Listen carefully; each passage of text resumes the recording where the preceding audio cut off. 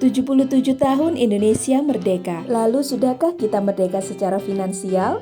Karena jika dulu pahlawan berjuang melawan penjajahan, sekarang saatnya kita berjuang melawan kebodohan dan kemiskinan. Dan sadarkah bahwa musuh terbesar kita adalah diri kita sendiri?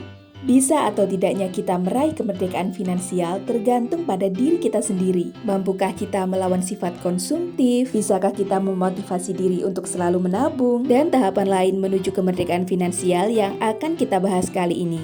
Merdeka finansial atau yang sering disebut juga kebebasan finansial adalah kondisi di mana seseorang terbebas dari segala jenis utang, memiliki penghasilan pasif yang bisa mencukupi kebutuhan hidup, terlindungi secara finansial dari seluruh resiko, dan tidak lagi pusing ketika harus mengeluarkan uang untuk bersenang-senang. Untuk mencapai titik ini, kita harus melewati 6 fase berikut. Yang pertama, fase ketergantungan, yaitu fase awal di mana kita masih bergantung secara finansial pada orang lain.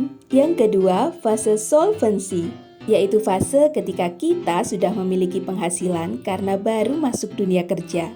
Yang ketiga adalah fase stabilitas. Sesuai namanya, di fase ini keuangan kita sudah mulai stabil.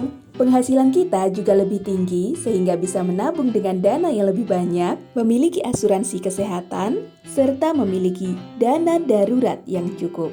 Yang keempat adalah fase terbebas dari segala bentuk kewajiban berbentuk utang. Fase kelima merupakan fase aman, yaitu ketika kita sudah memiliki investasi yang memberikan penghasilan pasif setara dengan pengeluaran kebutuhan pokok kita. Baru setelah itu kita memasuki fase merdeka, yaitu ketika penghasilan pasif dari investasi dapat membiayai kebutuhan pokok atau hal lain yang diinginkan per bulannya. Nah, sekarang Golder sudah ada di fase keberapa? Buat yang merasa masih jauh dari fase merdeka, mulai sekarang coba lakukan 4 hal berikut. Yang pertama, buat perencanaan keuangan. Berapa alokasi untuk kebutuhan pokok, untuk dana darurat, untuk membayar utang, dan pos-pos pengeluaran yang lain. Yang kedua, kelola utang. Dan yang paling penting, hindari utang konsumtif. Yang ketiga, perbesar saldo dana darurat. Dan yang terakhir, prioritaskan saving dan investing. Sebuah quotes dari Robert Kiyosaki yang bisa kita jadikan motivasi adalah, bukan berapa banyak uang yang kamu hasilkan, tapi berapa banyak uang yang kamu simpan dan seberapa keras uang bekerja untukmu.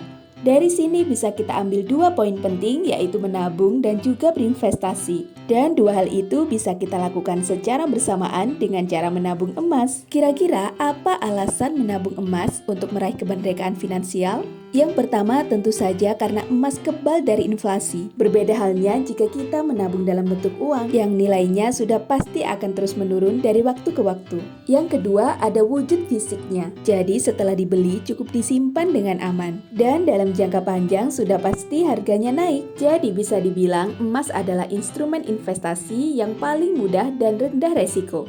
Dan yang terakhir adalah mudah dibeli, dikelola, dicairkan, dan dipindah tangankan. Berbeda dengan instrumen investasi yang lain, di mana waktu membeli dan menjualnya memerlukan analisa terlebih dahulu. Kemudahan ini membuat emas bisa menjadi dana darurat di masa mendatang. Semangat nabung emas dan mari menjadi generasi yang merdeka finansial.